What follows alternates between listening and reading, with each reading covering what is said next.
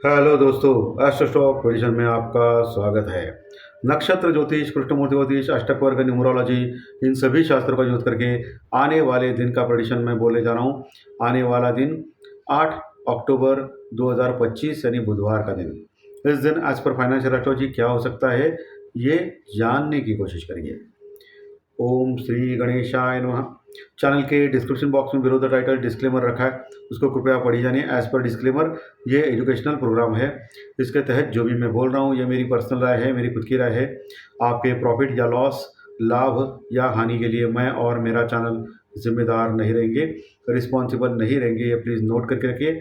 मेरा astro stock prediction channel केवल और केवल सिर्फ और सिर्फ यूट्यूब पे ही अवेलेबल है, बाकी कहीं भी नहीं। ये भी नोट करके रखिए। और किसी भी इन्वेस्टमेंट या ट्रेडिंग के पहले शेयर मार्केट में आप किसी अच्छे फाइनेंशियल एडवाइजर से कंसल्ट कर सकते हो, एडवाइस ले सकते हो, ताकि आपको लॉस ना हो। चलिए दोस्तों, शुरू करेंगे। दोस्तों, आज निफ्टी केवल और केवल 30 पॉइंट यानी 30 पॉइंट प्लस में क्लोज हो गया, और बैंक निफ्टी 130 पॉइंट यानी 130 पॉइंट लगभग प्लस में क्लोज हो गया। निफ्टी क्लोज हो गया 25,110 के पास, 25,110 के पास। और वही बैंक निफ्टी क्लोज हो गया 56,240 के पास, 56,240 के पास। आज बैंक निफ्टी के रेजिस्टेंस रुकआउट के लेवल तौर के ऊपर मैंने बोला था कल ही, बीते हुए कल, कि 56,500-550 के पास यानी 56,500-550 के पास बैंक निफ्टी रेजिस्टेंस यानी रुकआउट फेस कर सकता है, और वहाँ से प्रॉफिट बुकिंग आ सकती है। बिल्कुल वही, वहाँ से प्रॉफिट बुकिंग हो गई। 56,500 से ही लगभग बैंक निफ्टी नीचे आ गया, और वहाँ से लगभग बैंक निफ्टी 250-300 पॉइंट नीचे आ गया, और 56,240 के पास क्लोज हो गया। निफ्टी का रेजिस्टेंस लेवल आज के लिए मैंने बोला था 25,200-250 का। और मैंने मेरे ज्योतिष शास्त्र प्रेडिक्शन में दो चीज़ें बोली थी, कि एक तो रेजिस्टेंस रुकआउट लेवल के पास मार्केट में प्रॉफिट बुकिंग आ सकती है, यह पहली चीज़ बोली थी, वो भी सही हो गई। दूसरी चीज़ बोली थी कि रेजिस्टेंस रुकआउट लेवल 25,200-250, 25,200-250 रहेगा, वहाँ से प्रॉफिट बुकिंग आ सकती है। वहाँ से ही बिल्कुल प्रॉफिट बुकिंग आ गया। निफ्टी ने आज हाई 25,220 का लगाया, 25,220 का लगाया, यानी बिल्कुल मैंने जो रेजिस्टेंस रुकआउट लेवल बोला था वहाँ से ही प्रॉफिट बुकिंग आ गई। तीसरी चीज़ मैंने बोली थी, ऊपर से अच्छी खासी प्रॉफिट बुकिंग होगी मार्केट, और ऊपर से नीचे आएगा मार्केट, यानी नेगेटिव मंदा ऊपर से हो सकता है। और मार्केट ऊपर से लगभग 130 पॉइंट नीचे आ गया, निफ्टी यानी मार्केट 130 पॉइंट लगभग निफ्टी ने ऊपर से दे दिया अपने 25,220-230 के आसपास। वहाँ से लगभग 25,110 के पास आ गया निफ्टी, और बड़ी अच्छी प्रॉफिट बुकिंग ऊपर के लेवल से हो गई, और मात्र 30 पॉइंट 30 पॉइंट प्लस में निफ्टी क्लोज हो गया। चौथा पॉइंट मैंने बोल दिया था मेरे ज्योतिष शास्त्र प्रेडिक्शन कार्यक्रम में, कि दोपहर के टाइम से मार्केट में वन साइडेड मूवमेंट आ सकता है। दोपहर का टाइम जो है, वहाँ से मार्केट यानी निफ्टी यानी मार्केट 130, 120, 130 पॉइंट का करेक्शन आ गया, प्रॉफिट बुकिंग आ गई। और ये दोपहर का टाइम जो है ज्योतिष शास्त्र प्रेडिक्शन का कार्यक्रम, एडवांस 3 डे ज्योतिष शास्त्र प्रेडिक्शन कार्यक्रम मैंने दोपहर का टाइम भी दिया था, और वहाँ से लगभग मार्केट नीचे आ गया। तो दोस्तों, मैं हमेशा बोलता हूँ कि ज्योतिष शास्त्र प्रेडिक्शन हो या टेक्निकल डाटा हो, ये दिशा दर्शक है। इसका यूज़ करके आपको आगे बढ़ना है।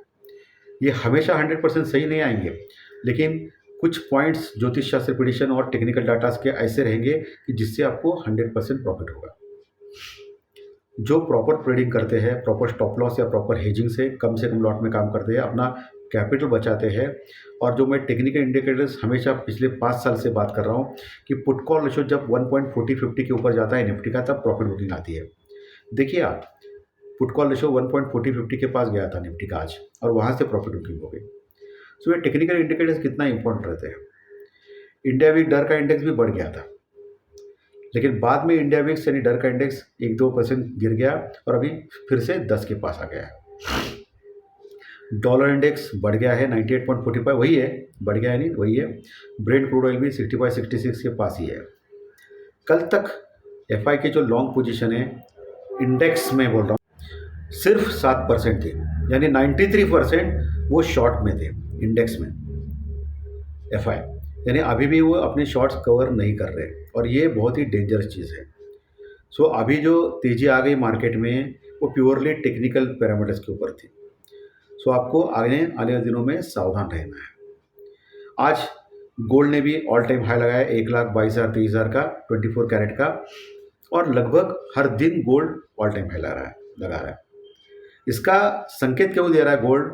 क्योंकि अमेरिका में शटडाउन की पोजीशन चल रही है, अभी भी अमेरिका संकट से उभरा नहीं है, लेकिन ऑल टाइम हाई के पास चल रहा है, वो अलग बात है। ओके, सो आपको बहुत ही केयरफुल रहना है। इंडिया और अमेरिका के बीच में अभी ट्रेड डील क्लियर नहीं हुआ है, सो एक चीज़ ये भी एक डर का माहौल पैदा कर रही है दोस्तों मार्केट में। तो ये सभी जो पैरामीटर्स है वो आपको ध्यान में रखे जाना है आगे। ओके, और जो एफ आई और डी आई की पोजीशन जो है वो शाम 7 बजे आएगी, जिसके बारे में हम लोग कल डिस्कस करेंगे। दोस्तों अभी लेवल्स के ऊपर आता है। निफ्टी 25,000 25,050 ये स्ट्रॉन्ग सपोर्ट रहेगा कल के लिए। 25,000 25,050 जब तक ये 25,000 का लेवल इंटैक्ट है निफ्टी में, 25,000 का लेवल, तब तक बाय ऑन डिप का मार्केट रहेगा। जैसे ही 25,000 का लेवल तोड़ेगा मार्केट और नीचे रुकेगा, तो मार्केट में प्रॉफिट बुकिंग और ज़्यादा गहरा सकती है, जो 24,800 900 तक भी लेके जा सकता है। 24,900, उसके बाद 24,800 850 तक। ये लेवल टू लेवल मैं बोल रहा हूँ। ऊपर का लेवल कौन सा इंपॉर्टेंट रेजिस्टेंस वर्कआउट लेवल है? आज का है 25,220 का, यानी मोटा मोटी 25,200 250 का लेवल आपको कल ध्यान में रखना है। ये बड़ा रेजिस्टेंस वर्कआउट लेवल रहेगा कल के लिए।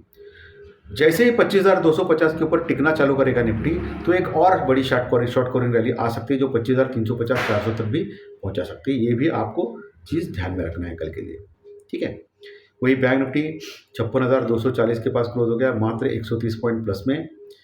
वो भी 56,500 से नीचे गिर गया, 250-300 पॉइंट की गिरावट ऊपर से बैंक निफ्टी में देखी गई। नीचे 56,000 का एक स्ट्रॉन्ग सपोर्ट है, उसके नीचे 55,800 का स्ट्रॉन्ग सपोर्ट, 55,800 का, 56,000 का भी स्ट्रॉन्ग सपोर्ट है। ऊपर के लेवल 56,500 आज का जो हाई है 500-550 का, वो रजिस्टेंस वर्कआउट लेवल कल के लिए हो सकता है। क्लियर, एकदम क्लियर कट मैंने बोल दिया है। लेवल सपोर्ट रजिस्टेंस मैंने क्लियर कट बोल दिया है दोस्तों। अभी यूरोपियन मार्केट टोटली फ्लैट है, डाउ फ्यूचर भी टोटली फ्लैट है, हमारा गिफ्ट निफ्टी भी टोटली फ्लैट है। ओके, उसके बारे में कुछ बोलने से कुछ फ़ायदा नहीं है, ठीक है। सो कल ज्योतिष शास्त्र प्रेडिक्शन के अनुसार, यानी नक्षत्र ज्योतिष, कुष्टम ज्योतिष, अष्टकोर के अनुसार क्या हो सकता है, जिसके बारे में डिस्कस करेंगे। कल तारीख है 8 तारीख शनिदेव का अंक है, और कल बुधवार है। बुध और शनि एक दूसरे के मित्र होते हैं, सो एज पर न्यूमरोलॉजी ठीक ठाक लग रहा है। सुबह 9 बजे एज पर केपी चार्ट, कुष्टम ज्योतिष चार्ट, तुला लग्न की कुंडली है, और चंद्रमा दिखेंगे आपको मेष राशि में, यानी मंगल के राशि में चंद्रमा दिखेंगे। और यहाँ चंद्रमा मंगल के राशि में अश्वनी नक्षत्र यानी केतुदेव के नक्षत्र में है, और केतुदेव की चंद्रमा के ऊपर पूरी दृष्टि है। सो नक्षत्र सब लॉर्ड यानी उप नक्षत्र स्वामी एज पर केपी चार्ट, उसके योग नक्षत्र लॉर्ड और चंद्रमा के साथ देखने के बाद, अष्टक के पॉइंट कैलकुलेट करने के बाद, मुझे लग रहा है कल का मार्केट ज़्यादातर पॉजिटिव या तेजी भरा रहने के चांसेस ज़्यादा है।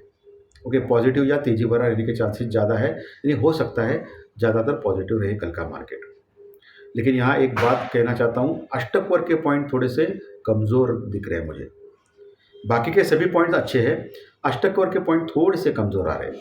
सो हो सकता है मार्केट एक बार के लिए नीचे जाए और इम्पोर्टेंट सपोर्ट से बाउंस बैक करे, ये हो सकता है, ये आपको ध्यान में रखना है। एस्ट्रोलॉजिकल टाइम सुबह का ही है। एडवांस 3 डेज प्रेडिक्शन कार्यक्रम में एस्ट्रोलॉजिकल टाइम मिलता है। मुझे थोड़ा सा संकोच हो रहा है, क्योंकि क्या होता है कि एडवांस ज्योतिष शास्त्रीय प्रेडिक्शन जो ज्वाइन किया है इन्होंने कार्यक्रम, उनको तो ये बेनिफिट्स, बहुत सारे बेनिफिट्स मिलते हैं।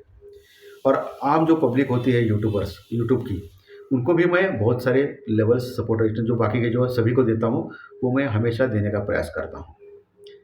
ओके, लेकिन कुछ फ़र्क होना चाहिए हमेशा, ये इम्पोर्टेंट है। क्योंकि क्या है कि फ़र्क क्यों होना चाहिए, क्योंकि आदमी जो होता है वो बहुत ही एफर्ट्स या ज्ञान से आगे बढ़ता है। अगर उसको आगे बढ़ना है या एफर्ट डालना है, तो उसको एक गुरु की आवश्यकता होती है, और गुरु की आवश्यकता मिलने के बाद वो क्या करता है, आगे ज़्यादा जा सकता है।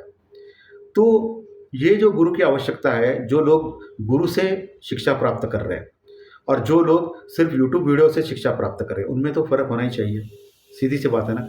लेकिन मैं ज़्यादा से ज़्यादा प्रयास करता हूँ कि यूट्यूब जो व्यूअर्स है, आप जैसे लोग, उनको भी ज़्यादा से ज़्यादा फ़ायदा दे सकूँ। ओके, सो चलिए अभी चंद्र राशि के अनुसार आपका कल का दिन कैसा जा सकता है इसके बारे में डिस्कस करते हैं। मेष राशि को अच्छा जा सकता है, वृषभ को मिक्स, मिथुन को खराब, कर्क को अच्छा, सिंह को अच्छा, कन्या को खराब, तुला को खराब, वृश्चिक को मिक्स, धनु को अच्छा, मकर और कुंभ राशि को खराब और मीन राशि को मिक्स जा सकता है। ये मैक्सिमम 80% सही मानना है, क्योंकि आपकी खुद की जन्म कुंडली इंपॉर्टेंट होती है।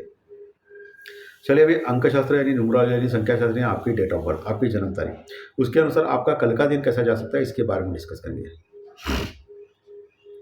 दोस्तों जिनकी डेट ऑफ बर्थ 1 तारीख, 10 तारीख, 19 तारीख है या 28 तारीख, उनको खराब जा सकता है। 2, 11, 20, 29 डेट वालों को खराब जा सकता है। 3, 12, 21, 30 डेट वालों को मिक्स जा सकता है। 4, 13, 22, 31 डेट वालों को खराब जा सकता है।